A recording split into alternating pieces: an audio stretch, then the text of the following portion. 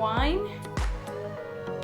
But today I'm gonna cook it in veggie broth and oil-free.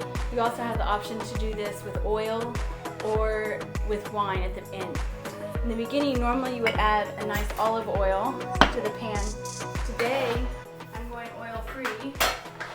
And so I have this veggie broth, and this is how you do it in macrobiotic cooking. Still can add a lot of flavor. I've taken all the old vegetables that I have in my fridge, plus half an onion and a good handful of parsley, and added it to a pot full of water. I have the water filled all the way up, and I will boil that for 3 hours or more. Today I have this beautiful fennel, and I'm gonna put this fennel aside. Fennel has some levels of vitamin C and other vitamins, but the most interesting thing about it is the antioxidant compounds. I'm gonna put these carrots in the pan here, and I'm gonna cover that and let it cook until the carrots are slightly softened, not mushy, about 10 minutes on low heat. Swiss chard is from the beet family, and it has a lot of the same compounds. Some people will say that the oxalates interfere with mineral production, but I think that's a boatload of cockamamie, and that's just put out there by the meat industry, who doesn't want to know that you're eating all these carcinogens, so they're gonna downplay vegetables. And I have this beautiful fennel here, and fennel is high in different phenolic compounds, kaempferol and quercetin. Quercetin you can also find in papaya, and kaempferols are also in cruciferous greens. So we're gonna let that cook, and while that cooks, we're gonna take some of our stock here, and I'm gonna strain out this stock. I've just got this nice bowl. I make veggie stock a couple times a week and use it all over in cooking. It is a wonderful flavor additive, a base for soups, and the stocks from the grocery stores are so nasty and expensive when you think $3. For most of these vegetables are probably things I would throw out or I'm not a big fan of eating anyways. So you got that stock there. I'm gonna set that aside, and then I'm gonna take this stock and I'm gonna cook my quinoa in it. When you cook your quinoa in this, it's just amazing. So good. I have, if you want to look over here, I have this quinoa that I make sure to wash all of my grains, and I just figured out this clever way today. Normally I put the quinoa in a bowl and I then have to strain it out, and I thought, oh look, I'll just put this tea strainer in my little thing. You do want to stir it up to get it nice and washed. Grains are very dirty. They've gone everywhere. They've never been washed like a lot of vegetables. It's gone from the fields. Even organic vegetables tend to get sprayed with something. Pollution from the environment. There's a nearby industrial factory. Could have dioxins on it, even if it says organic and non-GMO. You still could have a lot of toxic chemicals. So I say always, always wash your grains, please. Look at that. You can taste the difference too. And then I'm going to put that quinoa in there, and I'm going to turn that up to a boil. I never really measure grain and liquid, but the general ratio is 2 to 1. I like to use about 2.5 to 1. So we're going to let that cook for 20 minutes and come back to our carrots when we're ready. Okay, so our carrots should be done. It has been 13 minutes. We have a low heat. I like to, there's still some firmness in them. They're not crunchy, they're soft now. So what we're gonna do is we're just going to take our Swiss chard and put that in over here. We're gonna cover that. The Swiss chard really just needs a second before we put the fennel, if any at all.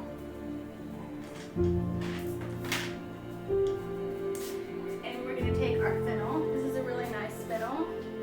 I've got this here, and there's a number of ways you can go about doing this, but I'm going to separate off all the leafy parts, cut a diagonal, because those I'm going to put into the pan at the very end of cooking, whereas the bigger stalks I'm going to add in right now.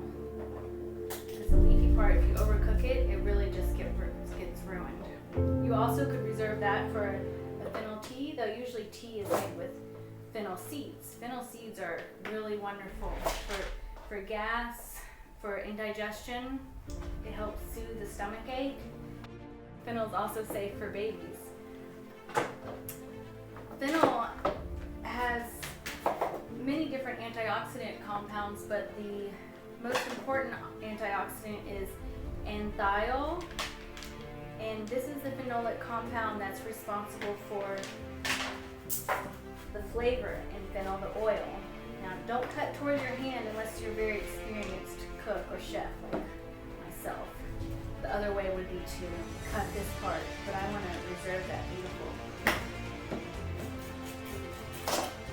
top part. It's a little better that way. I'm going to keep this here. Yes. And I'm just going to cut it so it fits in the pan here. So the anthiol in fennel, it's surprising. It can help prevent the activation of tumor necrosis factor. Tumor necrosis factor is a very important cellular signaling molecule that is responsible for the activation of NF-kappa B. So we're just going to cover that, and at this point you could add more oil if you were using oil. Today I'm using broth. I have my broth over here. So I'm just going to add a little bit more broth to the pan if you're doing something low salt. So fennel has a really great compound in it. It's a volatile oil that's also responsible for its flavor, but it has antioxidant properties. Antioxidant properties are properties that prevent the oxidation of any compound. This antioxidant property, or this compound in general, can prevent the activation of tumor necrosis factor. By preventing the activation of tumor necrosis factor, this can prevent the potential activation of a gene activating compound, NF-kappa B, which is responsible for activating many genes involved in inflammation. And by doing so, this can prevent the development of cancer and just lower inflammation in general. Most diseases are associated with some level of inflammation. So I'm going to cover that. I'm going to chop up these little pieces here. If I had a bigger pan, I would fry up both fennels by themselves, but I just have room with this pan here to do one today. Take this, add that in, cook that there. And I'm going to turn that up to medium-low heat. And I want it to get nicely browned. It'll take about 20 minutes and it'll cook all the way through. Then we'll come back. The rest of it, this Swiss chard leaves, we're going to put here. I've got it on low heat. I didn't put any water or anything, though you could add a little water to the bottom of the pan or a little oil if you like. But generally the moisture in the leaves will help cook it itself if you turn it over, if you cover it like that. And we'll come back to that. And at the end you can add a little fennel and parsley. And we'll show that later.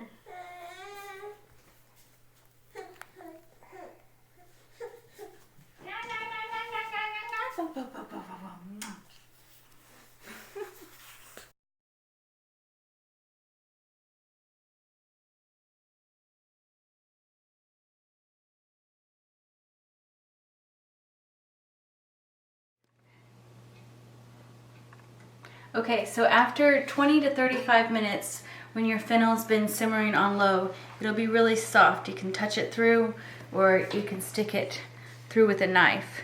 And the great thing is this really hard vegetable will become very soft and tender. And then at that point, what we want to do is we just want to chop up the fennel fronds, depending how much you have of it, and then we're going to also chop a little parsley. Fennel contains the compound anthiol, which is a volatile compound responsible for the flavor and the oils in fennel. Fennel also, this compound itself can help decrease inflammation and help prevent the progression of cancer.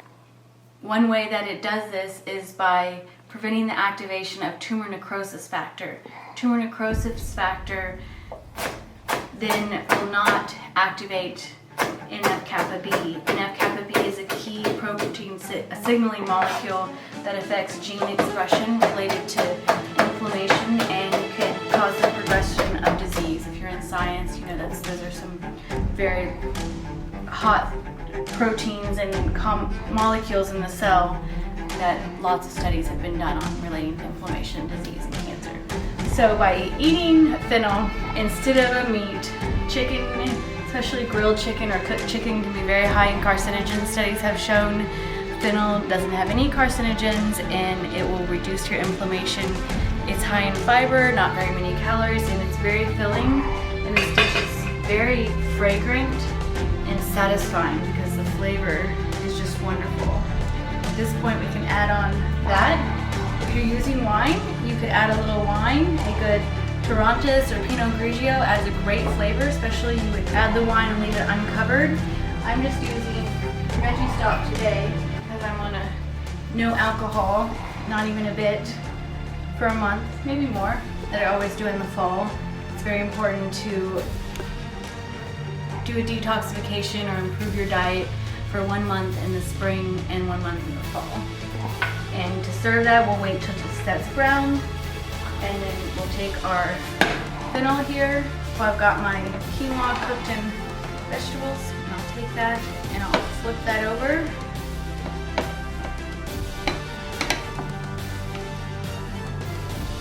I love to even sometimes get a really more golden color on that. If you like, when you add the wine in, cook it another minute or two, or cook it that way.